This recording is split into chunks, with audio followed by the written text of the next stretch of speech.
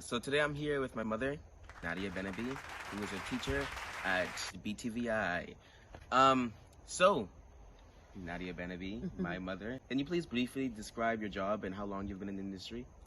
I've been in the industry since January 2013, which makes it 9 years. um, I love my job. I teach aesthetics at BTVI. Well, I'm with the cosmetology department. Sometimes I'm put in another class, but mainly aesthetics, which is facials, makeup, waxing, salon management, and really introducing people to the salon and spa industry. Okay. Mm-hmm. So, personally for you, what do you think the pros and cons are? Okay, for teaching? Yeah. Okay, so my pros for teaching are, well, I love getting to know people. And I think it's a good way in order to network within your industry. And so that's what it has provided for me. So I have a good network of people in the beauty industry who not only I've taught, but I have pushed in another direction after they've been done with me, and I've been able to help them, able to send them on jobs, and they constantly come back to me asking for, if not a reference letter, asking advice, asking for help to find a job, and I really love doing that. Another pro with teaching is that I just feel as if it causes me to stay current. The reason why it causes me to stay current is because I have to constantly research and find more information, new information for my students that I might have not done it in the last class. That brings me more into the industry and keeps me focused on what I actually do and love. You said cons. Did I say enough pros? Yeah, that's Okay. pros. Well, cons, I would say one con for sure is the fact that it's so much more work. Teachers do so much more work than you think. The classroom is literally just your research, your everything coming together when you get in a classroom. That's just one part of what an instructor or a teacher would do. I have to prepare, I have to research, I have to create material, assignments, I have to mark assignments, tests, exams, create projects, create different things for my students. And so there's a lot of work. So if you don't really have the time to do something like that, it's a lot you have to invest. So, what advice would you give to someone who wanted to enter the industry? Okay, so advice for someone who wants to enter into my industry: you have to be focused. It's not a game, it's not a joke. It's something that's looked upon like, oh, I could do this on the side. I would say if you're really interested in it, get into it, but it's a lot of work. It takes a lot of investment, it takes a lot of energy, it takes a lot of focus, a lot of studying, and you really have to know your stuff and trust it. This is a weird question, but so this is kind of a weird question, but do you know how much people are currently in your industry right now? I would say that I cannot say that, because in the beauty industry there are thousands of people. I would just say we're in the thousands. It's many more people than you would expect, because if you think about spa professionals, if you think about barbering, if you think about haircutting, if you think about nail techs, estheticians, wax professionals, wax technicians, or estheticians, of course, because we wax as well. If you think about makeup artists, the beauty industry is just so vast. It has so many people. I can't say, but I know it's definitely in the thousands for sure. And because NASA is so small, it's so small, I wouldn't say the 100,000s, but yeah, in the States for sure, it's just a definite, sorry. In the States for sure, it's like the 100,000. Oh, well, that is a lot of people. Mm-hmm. Well, have you ever really seen your industry change over the years? If so, how much? I have. Like I said, with the social media, it's definitely seen the industry change with the social media, where more people are on. I have a lot of people who still ask me, well, who are the other people who do it? Because I always see you posting and I don't see other posts, but I see my students getting there, and I'm kind of proud of that. Like, I push that for my students a lot. I tell them social media is it right now. That is marketing, and it's free marketing. So it's like, take advantage of something like that.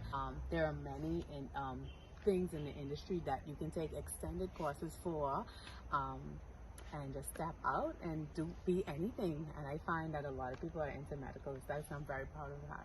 Find that. How has coronavirus affected your industry? We had to transition to Zoom classes. That was a lot, and I'm very tech savvy, so I caught on really quickly. But I knew of other instructors and teachers who had issues with that, and I was like, oh gee.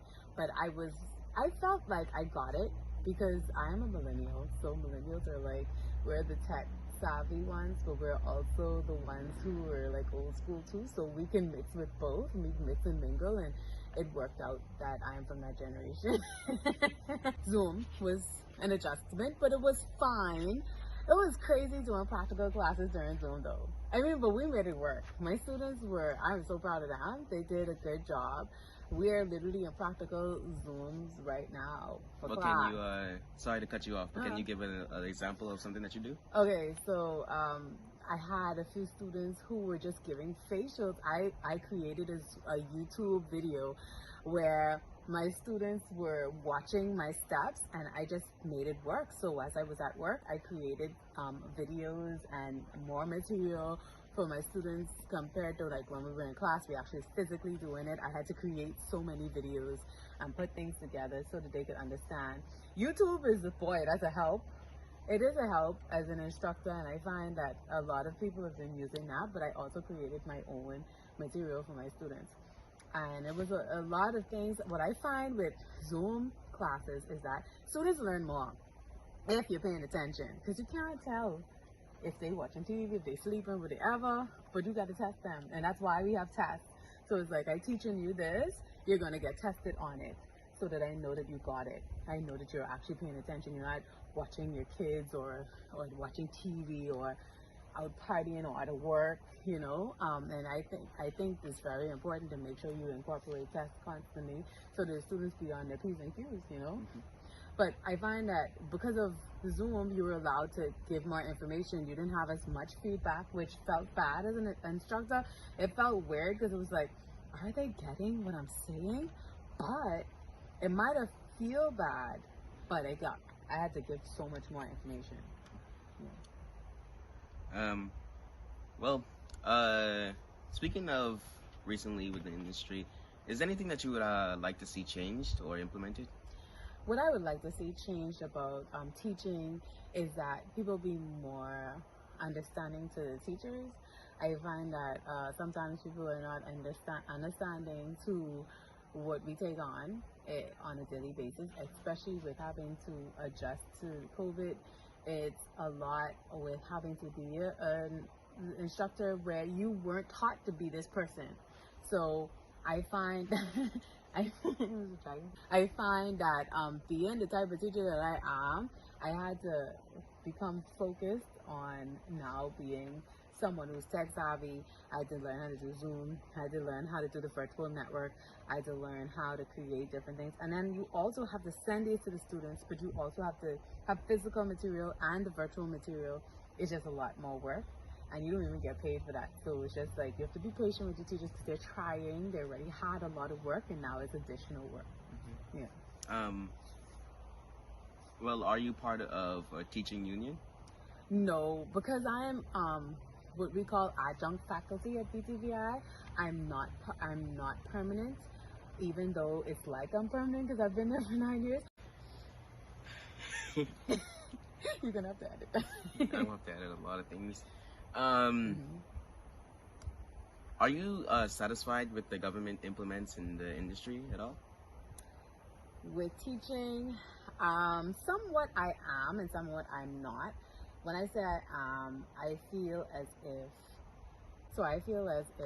if the school can make a better adjustment and more investment in PPEs, but school-wise, when I say PPEs, but school-wise, have extra masks for the students in case they need it, have gloves on hand for cleanup and different things for teachers, sanitizers, soaps, tissues, towels, all the things that is really required to keep things clean.